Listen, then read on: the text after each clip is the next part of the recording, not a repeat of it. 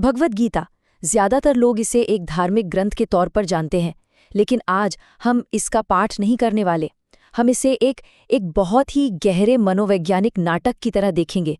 सोचिए, भगवद गीता सिर्फ एक किताब नहीं है, ये उस जबरदस्त मानसिक उथल-पुथल का एक जीता जागता दस्तावेज है जो कोई भी इंसान अपने जीवन के सबसे बड़े, सबसे मुश्किल फैसले से ठीक पहले महसूस करता है। और हमारी आज की ये पूरी पड़ताल, पूरा विश्लेषण सिर्फ इस एक श्लोक पर टिका है। हाँ, बस यही एक श्लोक।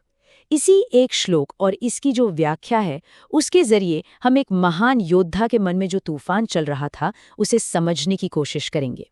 तो चलिए इस श्लोक की गहराइयों में उतरते हैं। अब सवाल ये उठता है कि आखिर ऐसा क्या हुआ? एक ऐसा महान योद्धा जिसने अपनी जिंदगी में न जाने कितनी ही बड़ी-बड़ी लड़ाइयां जीती हों, वो अपनी जिंदगी की सबसे जरूरी लड़ाई से ठीक पहले अचानक टूट क्यों जाएगा? वो अर्जुन कुरुक्षेत्र के मैदान में अपने हथियार डालने के लिए तैयार क्यों हो गया? यही वो पहेली है जिसे आज हम सुलझाने की कोशिश करेंगे। तो सबसे पहले बात करते हैं एक योद्धा के संकट की। जरा उस मंजर की कल्पना कीजिए, कुरुक्षेत्र का मैदान।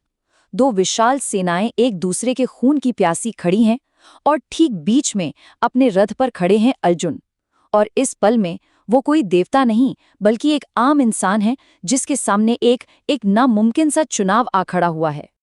सोचकर देखिए उस साइकोलॉजिकल प्रेशर को। सामने कोई अनजाना दुश्मन नहीं है, सामने खड़े हैं उनके अपने, उनके गुरु द्रोणाचार्य, उनके पितामह भीष्म, उनके भाई, उनके दोस्त।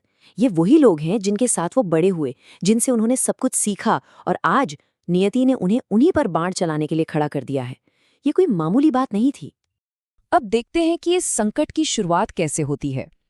ये सिर्फ मन की एक उलझन नहीं है, इसकी शुरुआत होती है अशुभ संकेतों से। अर्जुन को अपने चारों तरफ ऐसे ऐसे साइंस दिखने लगते हैं जिनसे उन्हें ये महसूस होता है कि प्रकृति खुद मानो उन्हें चेतावनी दे रही है कि कुछ बहुत ही बुरा, बहुत गलत होने वाला है। और यहीं पर आता है हमारे श्लोक का पहला हिस्सा। अर्जुन अपने सारथी कृष्ण से कहते हैं, निमित्तानि चपश्यामि विपरीतानि केशव। मतलब, हे केशव, मुझे ये सारे लक्षण, ये सारे संकेत विपरीत दिख रहे हैं, अशुभ दिख रहे हैं। इन शब्दों में जो डर और बेचैनी है, उसे महसूस कीजिए। ये किसी योद्धा की आवाज नहीं है, ये एक टूटे हुए, घबराए हुए इंसान की आवाज है।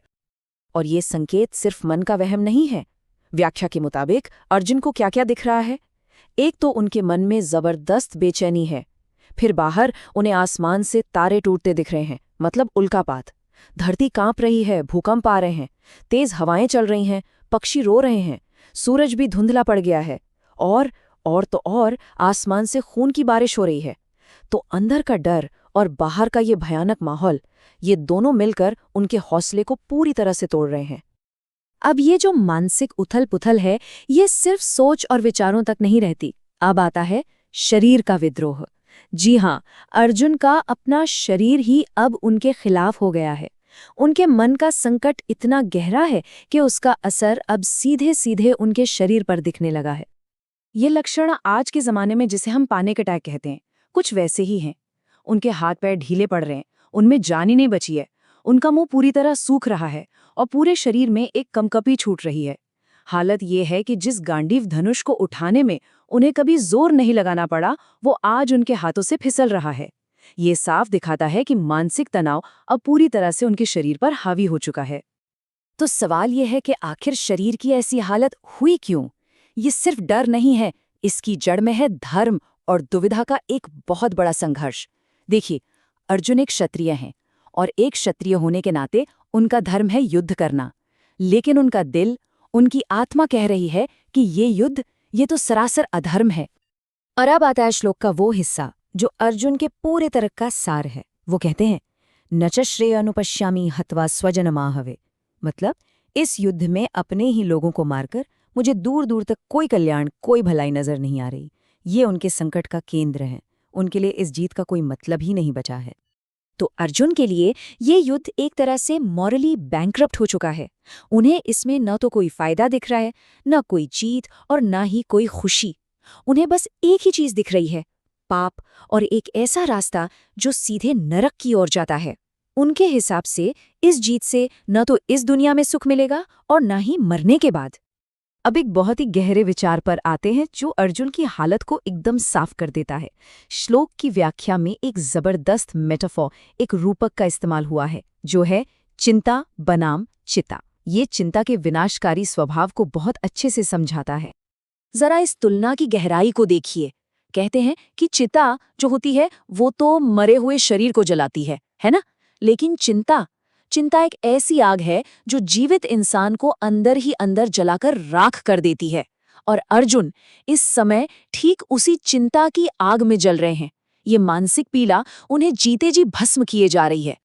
और इसी एक सवाल के साथ हम आज की इस चर्चा को यहीं रोकते हैं। सोचिए, जब कर्तव्य और भावनाएं मतलब ड्यूटी और इमोशंस एक दूसरे के आमने सामने आ जाएं, एक दूसरे के बिल्कुल खिलाफ हों, तो सही रास्ता क्या होता है? अर्जुन की यह हजारों साल पुरानी दुविधा आज भी उतनी ही सच्ची है, उतनी ही रेलेवेंट है।